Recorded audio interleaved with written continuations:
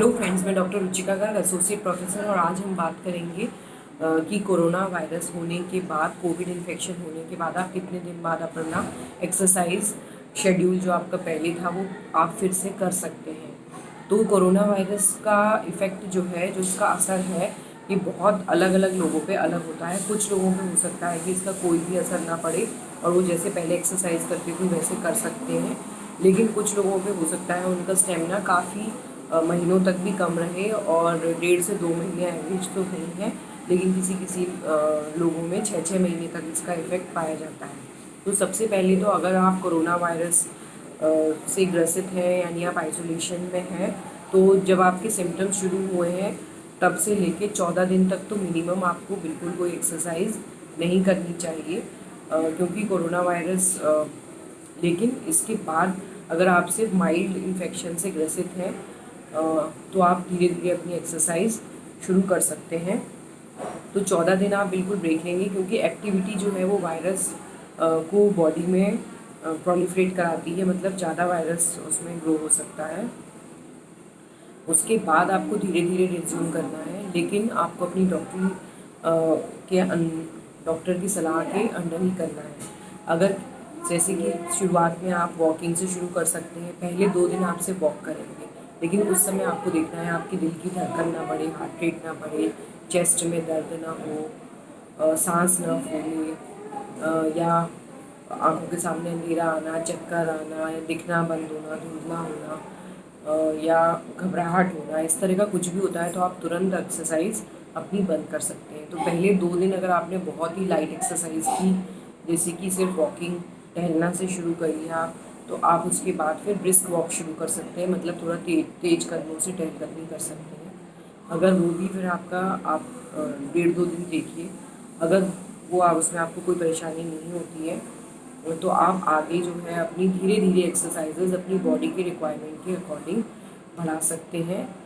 लेकिन किसी भी पल आपको कोई भी दिक्कत होती है, जो मरीज माइल्ड सिम्टम्स के हैं उनके लिए हाँ ये है, लेकिन अगर जिनको मॉडरेट टू सीवियर सिम्टम्स थे, यानी कि जो जिनको ऑक्सीजन रिक्वायरमेंट बढ़ी थी या जो ऑक्सीजन के पे गए थे, तो उनको कई महीने लग सकते हैं।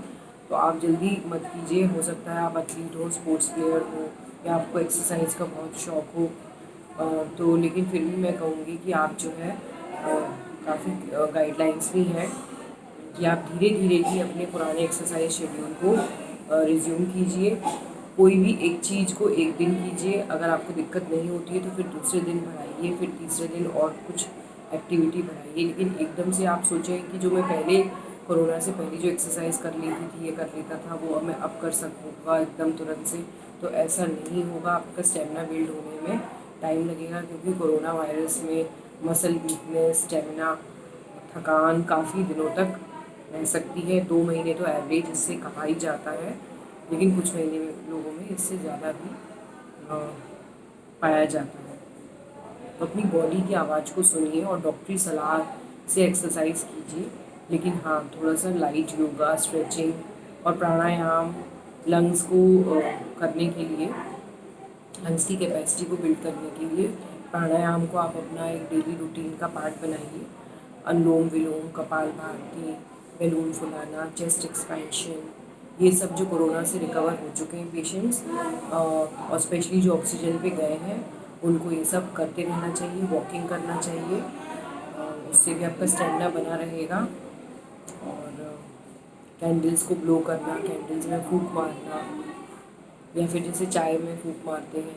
और सबसे अच्छी भस्त्रिका प्राणायाम है, आप वो कर सकते हैं, या फिर ये आप आदत कर लीजिए, लंग्स में आप डीप ब्रेथ लीजिए, गहरी सांस लीजिए, होल्ड कीजिए उसे जितने समय तक आप होल्ड कर सकते हैं। जैसे कि आप गिनती बोल के होल्ड कीजिए, 1 2 3 4 5, फिर एक्सहेल कीजिए, सांस छोड़िए, और कोशिश कीजिए कि सांस भी धीरे धीरे छोड़ें, तो इससे आपका लंग का स्टेमिना बढ़ा रहेगा और लंग्स में ऑक्सीजनेशन होता रहेगा।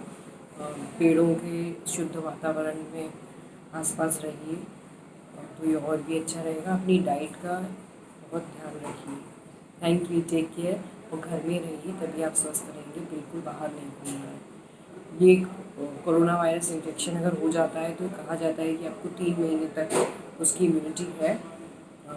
जनरली इतनी जल्दी नहीं होता है, लेकिन री इन्फेक्शन कभी भी हो सकता है।